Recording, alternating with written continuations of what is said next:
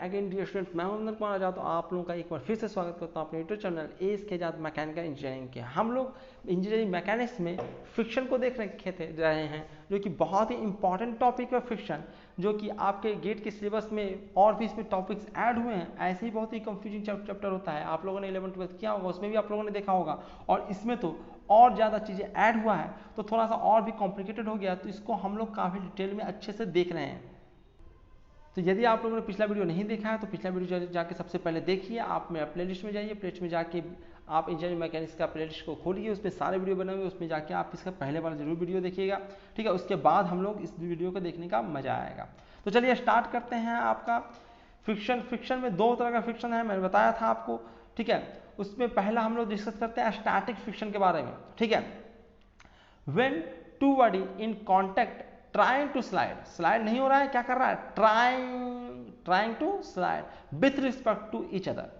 अगर एक दूसरे के सापेक्ष, एक दूसरे के रिलेटिव, भाई एक बॉडी दूसरे बॉडी पर स्लाइड करने की कोशिश करता है, ठीक है, but they are not sliding, पर वो स्लाइड नहीं कर रहा है, then there exist a static friction whose value will vary from 0 to maximum value of Fs depending on the value of applied force, ठीक है। तो स्टैटिक फ्रिक्शन क्या होता है भाई, तो स्टैटिक फ्रिक्शन जब दो सरफेस एक दूसरे पर चिपका हुआ है, रखा हुआ है, और एक दूसरे के रिलेटिव मोशन करना चाहता है, चाह रहा है, कर नहीं रहा है, चाह रहा है, सिर्फ ट्राई कोशिश कर रहा है एक दूसरे पे मोशन करने का, ठीक है, तो वहाँ पे एक रेसिस्टेंस फोर्स काम करता है, जिसको हम स्टैटिक फ्रिक्शन कहते हैं। ये एक वेरिएबल फोर्स होता है, जिसका वैल्यू अप्लाइड फोर्स पे डिपेंड करता है, और ये वैल्यू 0 से बढ़ के जो इसका एक मैक्सिमम वैल्यू होता है वहाँ तक बढ़ता है, ठीक है। उसके बाद स्टैटिक फ्रिक्शन लगना बंद हो जाता है, स्टैटिक फ्रिक्शन हट जाता है और कह देता है मेरे भाई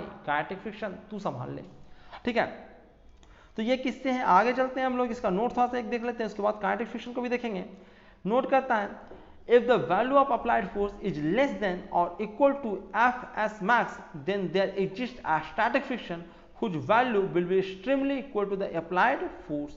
यदि आपका जो अप्लाइड फोर्स लगा रहे हो आप, जो Fs max अगर कम है, तो भैया उस ऑब्जेक्ट को आप हिला भी नहीं सकते, ठीक है, उस ऑब्जेक्ट को आप हिला भी नहीं सकते, वहां पे अपने आप फ्रिक्शन काम करेगा, और वो उतना ही फ्रिक्शन लगेगा जितना आप अप्लाइड फोर्स लगा रहे हो, ठीक है। तो इसको आप ध्यान रखिए, ठीक है। इक्वल और अपोजिट फोर्स अपने आप लग जाएगा फ्रिक्शन, ठीक है, and will act opposite to the applied force. तो ध्यान रखिए इसका, लेकिन क्या कब तक, म्यू एस मैक्स से आप फोर्स कम लगाइए, तब आपके बराबर फ्रिक्शन फोर्स अपने आप लग जाएगा, पर इसके लिमिट से बाहर हो जाएगा तो कहेगा कि हमारे बस की बात नहीं है मेरे छोटे भाई, जो कि फ्रिक्शन है। फ्रिक्शन क्या है, काइनेटिक फ्रिक्शन, काइनेटिक फ्रिक्शन उसका छोटा भाई है ना, तो छोटा है तो कमजोर होता है छोटा, ठीक है। तो जो काइनेटिक फ्रिक्शन वो कम लगेगा पर छोड़ेगा नहीं है। स्टैटिक फ्रिक्शन ने तुम्हें छोड़ दिया पर ये नहीं छोड़ेगा, तुम चलते रहो और लगा दौड़ा दौड़ा के लगेगा ये, ठीक है। तुम दौड़ते रहोगे तब तक काइनेटिक फ्रिक्शन लगता रहेगा, जब तक रुके हो तब तक स्टैटिक फ्रिक्शन संभाल लेगा, पर जैसे ही तुमने चलने लगे तो उसका छोटा भाई जो काइनेटिक फ्रिक्शन है वो आपके पीछे पड़ जाएगा। तो देखो ये सब जो मेरे डायलॉग्स है, मेरे वर्ड्स हैं, ये आपको एग्जाम में याद रहेगा, ठीक है, चाहे आपको ये सब कॉन्सेप्ट याद रहे या न रहे, ठीक है। तो काइनेटिक फ्रिक्शन को भी ज़्यादा देख लेते हैं, ये काइनेटिक फ्रिक्शन क्या होता है। तो when two bodies relatively moving, kinetic friction कब लगता है भाई, तो जब दो बॉडी जो होता है एक के सरफेस पे दूसरा सरफेस वो रिलेटिवली मूव करें, ठीक है, एक दूसरे के रिलेटिवली मूव करें, then there exist kinetic friction whose value remains constant equal to mu into N and will act opposite to the relative motion, ठीक है। तो यदि एक सतह दूसरे सतह पर स्लाइड कर रहा है, रिलेटिव मोशन कर रहा है, तो भैया उसके बीच काइनेटिक फ्रिक्शन काम करेगा। आप कहोगे किस पे काम करेगा, अरे दोनों पे काम करेगा, न्यूटन का थर्ड लॉ, ये उसको मारेगा तो वो भी उसको मारेगा, ऐसा नहीं है कि इसको छोड़ देगा। दो सरफेस है, ठीक है, तो अगर स्लाइड कर रहा है तो अगर एक पे इधर लगेगा दूसरे पे इधर लगेगा, तो काइनेटिक फ्रिक्शन लगेगा, पेयर में लगेगा, हर फोर्स पेयर में लगते हैं, तो ये भी आपका पेयर में ही लगेगा, ठीक है। तो यहाँ पे आपका जो है kinetic friction whose value remains constant mu के into N and will act opposite to the relative motion, relative जो मोशन हो रहा है उसको अपोज करने की कोशिश वो करेगा काइनेटिक फ्रिक्शन, बस कोशिश करेगा, कोशिश तो हर कोई दुनिया में कर ही रहा है, ये भी करेगा, ठीक है, आप लोग भी कर रहे हो।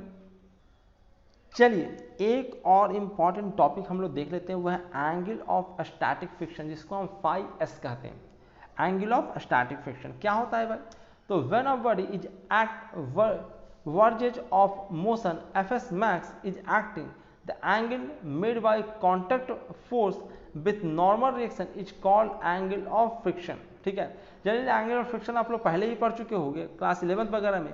ठीक है, तो यहाँ पे अगर स्टैटिक फ्रिक्शन आएगा तो स्टैटिक फ्रिक्शन का मैक्सिमम वैल्यू लगना चाहिए। तो स्टैटिक फ्रिक्शन का मैक्सिमम वैल्यू और नॉन यानी कि एक रिजल्टेंट जो उसके कारण आएगा उसका, और एक रिजल्टेंट फोर्स क्या, कॉन्टैक्ट फोर्स रिजल्टेंट। ठीक है, तो कॉन्टैक्ट फोर्स दो प्रकार के फोर्स भाई है जो कॉन्टैक्ट के कारण लगते हैं, वो सारे फोर्सेस कॉन्टैक्ट फोर्स होते हैं। ठीक है, और उसका रिजल्टेंट ही आपका रिजल्टेंट कॉन्टैक्ट फोर्स कहलाएगा। जैसे जनरली आपका दो ही कॉन्टैक्ट फोर्स लगते हैं, एक और नॉर्मल और दूसरा है फ्रिक्शन। ठीक है, ये बिना कॉन्टैक्ट के नहीं लग सकता, इसलिए इसको हम लोग कॉन्टैक्ट फोर्स कहते हैं। तो इसका जो रिजल्टेंट आएगा उसी को हम लोग कॉन्टैक्ट फोर्स एक्चुअली कहते हैं। ठीक है, तो यही आपका कॉन्टैक्ट फोर्स है, इसके बारे में आप लोग जानते हो कि विशेषता। ठीक है, तो हम लोग करना है कि भैया ये क्या है, तो जरा देखते हैं। तो यहाँ पे आपका एक बॉडी है, इस पर दो फोर्स लग रहा है। ठीक है, नीचे की एमजी तेमजी लग रहा है तो भैया कॉन्टैक्ट फोर्स है नहीं। तो एक आपका इधर लग रहा है फ्रिक्शन। ठीक है, और फ्रिक्शन कितना लगेगा, एफएस मैक्स की मैं बात कर रहा हूँ। ठीक है, स्टैटिक फ्रिक्शन से काम नहीं चलेगा। स्टैटिक फ्रिक्शन अगर स्टैटिक फ्रिक्शन एंगल निकालना है तो आपको स्टैटिक फ्रिक्शन का मैक्सिमम वैल्यू देखना होगा। और ऊपर की ओर एन लग रहा है, इन दोनों का एक रिजल्टेंट आएगा, ये आपका रिजल्टेंट आ गया। इसके बीच का एंगल, ये रिजल्टेंट और नॉर्मल वेक्टर, इसके बीच का एंगल, इसी को हम फाई कहते हैं, फाई एस कहते हैं। एस क्यों, क्योंकि स्टैटिक फ्रिक्शन का आपने मैक्सिमम वैल्यू यहाँ पे लिया है। ठीक है, यही अगर काइनेटिक फ्रिक्शन की बात करें तो काइनेटिक फ्रिक्शन क्या होगा भाई, तो ऑब्वियस सी बात है वहाँ पे काइनेटिक फ्रिक्शन लगेगा। ठीक है, तो ये आपका अगर एंगल आप निकालना चाहते हो तो एंगल आप बच्चा निकाल सकता है, क्योंकि ऊपर हमने लगाया है एन और ये आपका रिजल्टेंट फोर्स। ठीक है, ये आपका रिजल्टेंट फोर्स, उसके बीच का एंगल निकालना है। ठीक है, तो यही आपको निकालना है, ये वाला एंगल निकालना होता है आपको फाइव एस। ठीक है, तो ये आपको निकालना होता है, तो ये आप निकाल सकते हो। ठीक है, ये आप निकाल सकते हो फाइव एस। फाइव एस कैसे निकलेगा भाई, तो ये आपका फ्रिक्शन फोर्स है, ये यानी कि इसके बराबर है, एफ एस मैक्स है, और ये आपका क्या है भाई, तो ये आपका नॉर्मल फोर्स है, इन दोनों के बीच का एंगल ही है आपका। तो tan थीटा करके आप निकाल दोगे, tan फाइव एस करोगे, तो tan फाइव एस करोगे तो ये आपका आ जाएगा एफ एस का मैक्सिमम वैल्यू बाई एन। ठीक है, एफ एक्स नीचे दिया हुआ है, नीचे आप देख लीजिए, एफ एक्स का मैक्सिमम वैल्यू बाई एन। ठीक है, एफ एस का मैक्सिमम वैल्यू जानते हो कि फिक्स होता है, F S mu S into N होता है, और एन नीचे भी रहेगा तो एन से डिवाइड हो जाएगा, और ये म्यू एस के बराबर होता है। तो फ्रिक्शन एंगल आप लोग प्रोडक्शन भी पढ़ते हो तो वहाँ पे भी फ्रिक्शन एंगल यही होता है। ठीक है, वहाँ पे भी आप फ्रिक्शन एंगल देखोगे तो tan फाइव जो होता है वो म्यू के ही बराबर होता है। ठीक है, यहाँ पे अगर हम स्टैटिक फ्रिक्शन एंगल की बात कर रहे हैं तो यहाँ पे म्यू एस के बराबर आपका tan फाइव एस होगा। इसी प्रकार से सेम किस्सा है आपका एंगल ऑफ काइनेटिक फ्रिक्शन का। ठीक है, सेम चीज़ें हैं, सब कुछ सेम, तो मैं दोबारा नहीं करने जा रहा हूँ।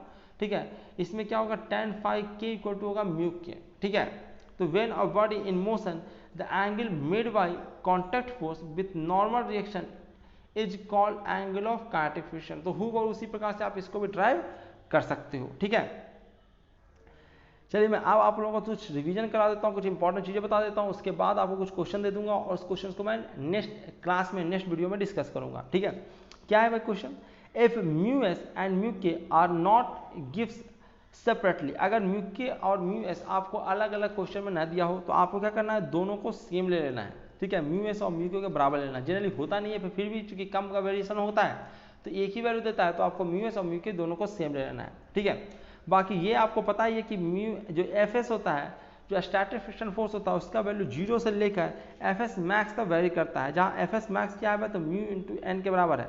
ठीक है, इसी को हम एफ के भी कहते हैं, म्यू इंटू यहाँ पे एफ के बराबर आ जाएगा, क्योंकि यहाँ पे म्यू एस और म्यू के अलग अलग नहीं दे रखा है। तो ठीक है, तो ये आपका म्यू के बराबर हो जाएगा, या फिर tan फाइव की बात करो तो म्यू के बराबर सीधे हो जाएगा। ठीक है, जहाँ पे आपका म्यू के और म्यू एस सेपरेटली ना दिया हुआ हो। ठीक है, तो ये हम लोग करते भी है, जनरली नहीं दिया रहता है तो हम लोग जनरली ये करते भी हैं। ठीक है, बाकी आपके सामने ये क्वेश्चन है, वीडियो को पॉज करके आप क्वेश्चन देख लीजिए, क्वेश्चन नोट कर लीजिए और उसको खुद से बनाइए और उसका आंसर कमेंट सेक्शन में बताइए। जब सारे का आंसर आ जाएगा, मैं सफिशिएंट आंसर लोगों का आ जाएगा, तब मैं इस पर जाके नेक्स्ट वीडियो बनाना शुरू करूँगा। ठीक है, तो ये आपका क्वेश्चन है, ये क्वेश्चन है आपका। ठीक है, इसको बनाइए, इस क्वेश्चन को बनाएं, इस क्वेश्चन को बनाएं। ठीक है, इस क्वेश्चन को बनाएं, इस क्वेश्चन को बनाएं। ठीक है, फिर आगे हम लोग को रोलिंग फ्रिक्शन पढ़ना है, जो गेट के सिलेबस में इस साल ही ऐड हुआ है। ठीक है, तो उसको भी हम लोग पढ़ेंगे, तो आप लोग चैनल को थोड़ा सा सब्सक्राइब करके रखिए ताकि हम लोग इसको पढ़ सकें। ठीक है, तो नेक्स्ट वीडियो में इसको देखेंगे। आप लोग चैनल को सब्सक्राइब कर लीजिए, बेल आइकन को क्लिक कर लीजिए ताकि नेक्स्ट वीडियो ऐसे ही अपलोड हो तो आप तक उसका नोटिफिकेशन पहुंच जाए। ठीक है, और वीडियो को लाइक करना और शेयर करना तो बिल्कुल आपको भूलना ही नहीं है। ठीक है, तो कीप वॉचिंग, कीप शेयरिंग का नारा लगाइए और आगे बढ़ते रहिए। Thank you very much. इस वीडियो में इतना ही था।